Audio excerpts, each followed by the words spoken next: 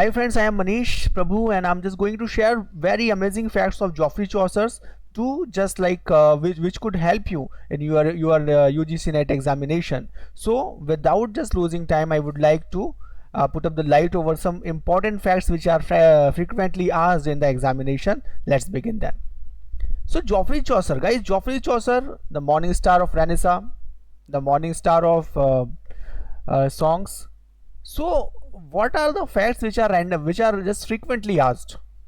So one by one I am just trying to put up the light, I am just trying to illuminate the facts with you. चलो देखते हैं, मेरी जितनी समझ में उतना समझाने की कोशिश आपको करूंगा. चलिए समझते हैं. तो जॉफरी चौसर की जब उनके लाइक बर्थ की बात करें, as you just know very well कि 1340 टू 45 के बीच में हम लोग ऐसा मतलब बताते हैं कि इस बीच में उनका बर्थ हुआ था. वो एग्जैक्टली तो है नहीं सारी चीज़ें. तो he was born between 1340 to 1345 probably in London. And his father was a prosperous wine merchant. Okay, his father was a prosperous wine merchant.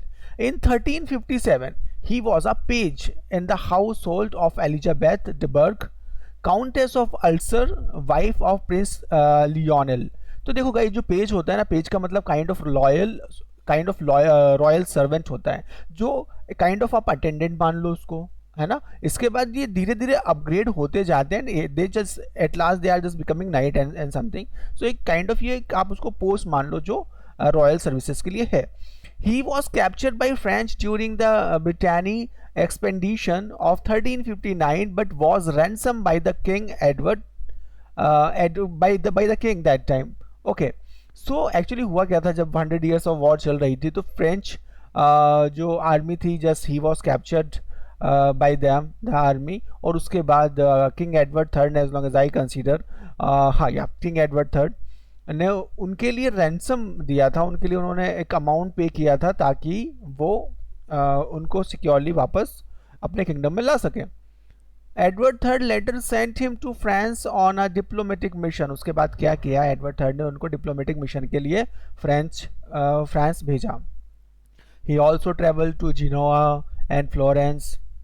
Around 1366 Chaucer married Philippa रोएट.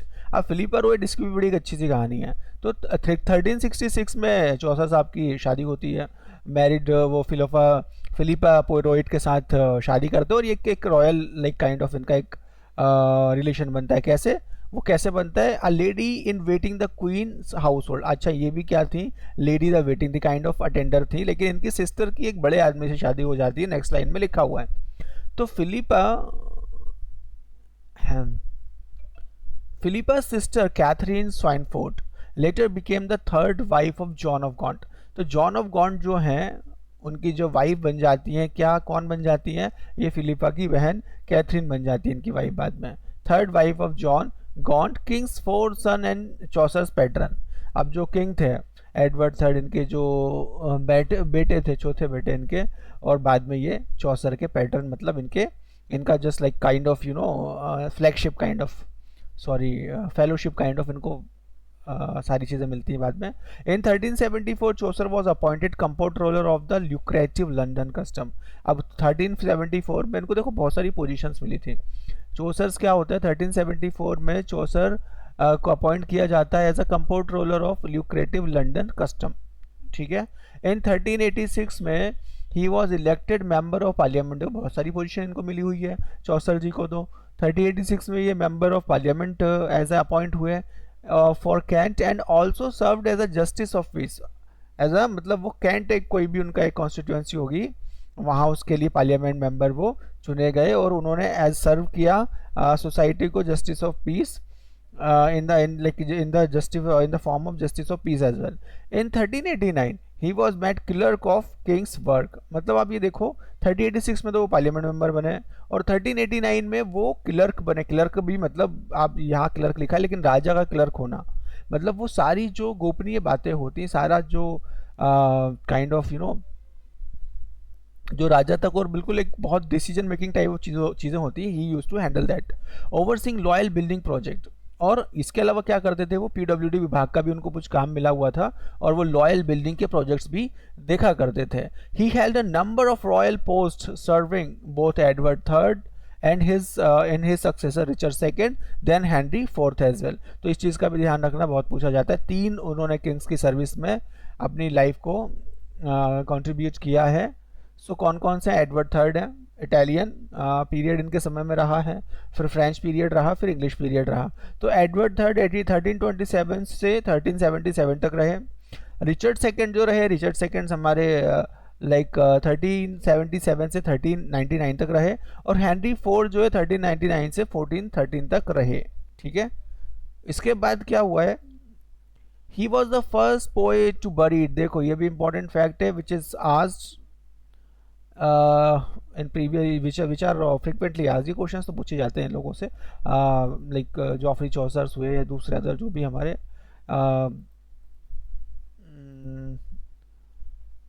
जो लाइक राइटर्स हैं, poets हैं, novelist हैं।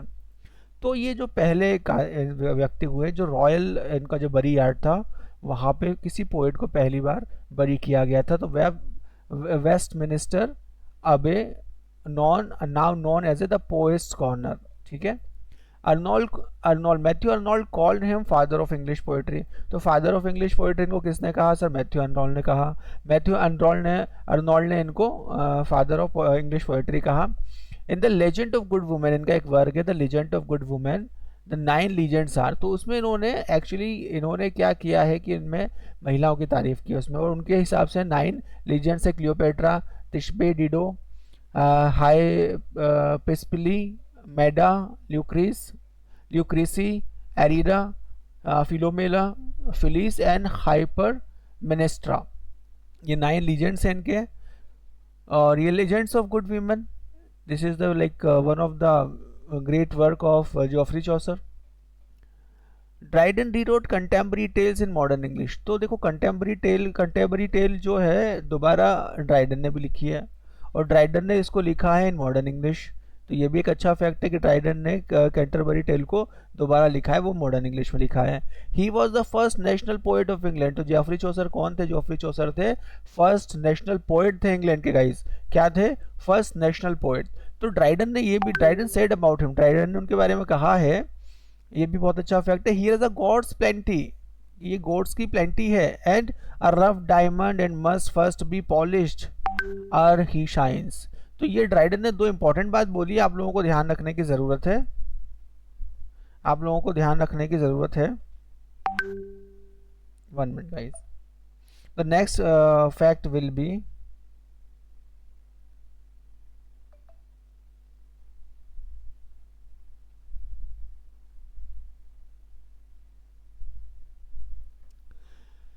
The next one is Dryden said. Okay, तो देखिए अब ये जब Italy गए थे, इन पे कुछ लोगों का बहुत ज़्यादा इन पे इन्फ्लुएंस था, बकाशियो का इन्फ्लुएंस था इन पे, और पेट्रार्क का इन पे था, दांते का इन पे था इन्फ्लुएंस, बड़ा इनसे इन्फ्लुएंस्ड हुए थे ये जब ये, क्योंकि एक डिप्लोमेट थे, और डिप्लोमेट होने के कारण ये जगह जगह इनको भेजा जाता था, एंड बहुत ही ट्रस्टवर्दी थे किंग के। So Dryden said about him, okay चलो, Boccaccio exercise a deep influence on Chaucer. तो चौसर पे क्या है, बकाशियो का बहुत एक इन्फ्लुएंस था, बहुत इम्प्रेस्ड थे चौसर बकाशियो से। On diplomatic missions he was sent to Italy where he met Petrarch and Boccaccio. अब देखो बकाशियो और पेट्रार्क सोनेट भी है बकाशियो से, इन्होंने डिवाइन कॉमेडी से इन्होंने चीज़ें भी ली हैं, इंस्पायर हुए और उन्होंने लिखे हैं वर्क। देखो आगे इसको मेंशन करेंगे भी।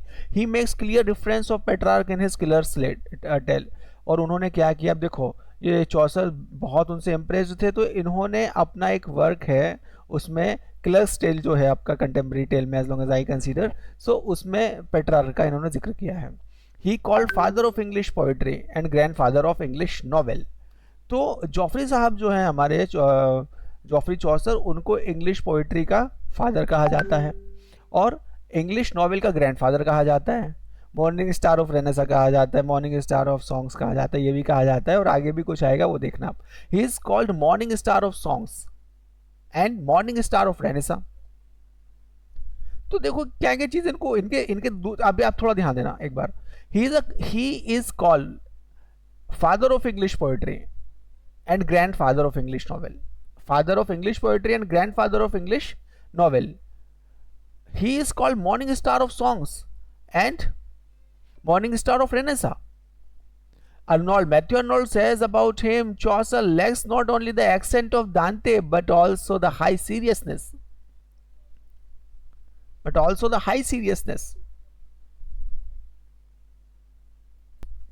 मैंने एक पॉज ले लिया था, एक मैंने ब्रेक ले लिया था 2-3 मिनट का. तो हम लोग कहाँ तक पहुँचे थे? कई फॉर्मल फैक्ट जो मैं पढ़ रहा हूँ वो मैं आपके साथ शेयर कर रहा हूँ. सो he is called father of poetry and grandfather of English novel. He is called morning star of songs and morning star of Renaissance. Arnold से यहाँ तक हम लोगों ने कल बात की थी. Arnold says about him, Chaucer lacks not only the accent of Dante but also high seriousness. Dante के भी ये बहुत बड़े फैन थे Chaucer. The next fact is he is the first to use Ottawa Rima, the Book of Duchess. The Book of Duchess लिखी गई है इनके द्वारा, एक एलिजी है over the death of Duchess. तो Ottawa Rima entailed in the Book of Duchess. Ottawa Rima is the 8 syllable line in couplet rhyming. तो ये भी एक important fact है कि Ottawa Rima जो है वो एक 8 syllable line है in couplet rhyming. He is the use he अब देखो ये heroic couplet, एक चीज इसको देख लो था.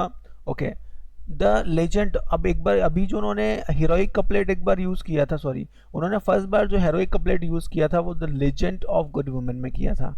किस में किया था? The legend of good woman, इनको जिसमें 9 कैरेक्टर्स है, वो ऊपर मैंने एक बार मेंशन भी किए थे. तो the legend of good woman में उन्होंने फर्स्ट बार हीरोइक कपलेट यूज़ किया था. अब देखो गुड वुमेन तो ले ली उन्होंने, लेजेंड्स गुड वुमेन ले ली, तो हीरो लेना भी तो ज़रूरी है. तो हेरोइक कपलेट, तो heroic couplet is 10 syllable line rhyming in couplets. तो हेरोइक कपलेट कैसे होते हैं? 10 सिलेबल लाइन इसमें राइमिंग की होती है इन कपलेट्स. सो डेकासिलेबिक कपलेट भी इनको कहा जाता है. याद रखना, डेकासिलेबिक कपलेट भी इनको कहा जाता है. So guys, I am also learner, but I am just like whatever I'm studying, I'm sharing with you, nothing more. But ये इतना पता है कि जो भी मैं स्टडी कर रहा हूँ बहुत ही यूजफुल और बहुत ही लाइक और एग्जाम ओरिएंटेड कंटेंट है, इतना I can just assure you. So he first use rhyme royal in Troilus and Criseyde. तो देखो ट्रॉयलस और क्रिसिडा जो है, ट्रॉयलस और जो क्रिसिडा में इस ये बात भी बहुत इंपॉर्टेंट फैक्ट है. तो ये राइम रॉयल में राइम रॉयल जो इन्होंने यूज़ किया था ट्रॉयलस एंड क्रिसिडा में फर्स्ट टाइम यूज़ किया था. Rhyme royal is 10 syllabic line. अब इसमें देखो कितने 10 syllable line arrange in 7 line stanza. अब इसका जो राइम रॉयल की जो थीम होती है या इसकी जो राइमिंग स्कीम होती है वो क्या होती है? A B B C C. अब B C C, A B B C C, ठीक है. So rhyme royal first time जो यूज हुआ था वो हुआ था ट्रॉयलस एंड क्रिसिडा में, ठीक है. Chaucer Troilus and Criseyde is called novel in verse. अब जो चौसर की ट्राइलस एंड क्रिसिडा है वो क्या कहलाती है? नोवेल इन वर्स कहलाती है, ठीक है. In the House of Fame Chaucer resembles close of Dante's Divine Comedy. अब देखो दांते की डिवाइन कॉमेडी से इंस्पायर हुए थे चौसर. उन्होंने लिखा था द हाउस ऑफ फेम. जिनके घर शीशों के होते हैं वो दूसरों के घरों पे पत्थर नहीं मारते हैं. तो द हाउस ऑफ फेम याद दिलाती है दांते के डिवाइन कॉमेडी की, जो कि एक इटालियन वर्क था. So W J Long called the prologue to the contemporary tales as a prologue the modern fiction. अब देखो डब्ल्यू जे लॉन्ग है, डब्ल्यू जे लॉन्ग ने भी इनके लिए लिखा हुआ है. मेरे पास भी एक बहुत अच्छी बुक है डब्ल्यू जे लॉन्ग की जो इंग्लिश लिटरेचर को लेकर he is like awesome in that. तो W J Long called the prologue to the Canterbury tales as the prologue of modern fiction. तो डब्ल्यू जे लॉन्ग क्या कह रहे हैं कि जो कंटेम्पररी टेल का जो प्रोलॉग है, the prologue to the modern fiction because of its realism. अब रियलिज्म का भी देखो अपनी कहानी है, मतलब लिटरेरी टर्म है इसमें, जो वास्तविकता से रूबरू करवाता है. The general prologue of the contemporary tales contains 358 lines. तो जो जनरल प्रोलॉग है कंटेम्पररी टेल्स का उसमें कितनी लाइन्स है? 858 लाइन्स हैं, ठीक है. चलो फर्स्ट पार्ट में मैं इतना करवा रहा हूँ गाइज, आप सेकंड पार्ट और बनाऊंगा जल्दी से, तो आप उसको भी देखिएगा. सारे फैक्ट्स बहुत अच्छे हैं, नॉन फैक्ट्स हैं, और आई होप दिस हम सब लोगों की हेल्प करने वाले हैं. ओके, चलिए see you in the next video of that Geoffrey Chaucer. I hope आप लोगों को पसंद भी आएगा, और अच्छा लगे तो आप कंटिन्यू करिएगा. मैं भी पढ़ रहा हूँ, कोशिश कर रहा हूँ आपके साथ भी कुछ शेयर करूँ, नथिंग मोर.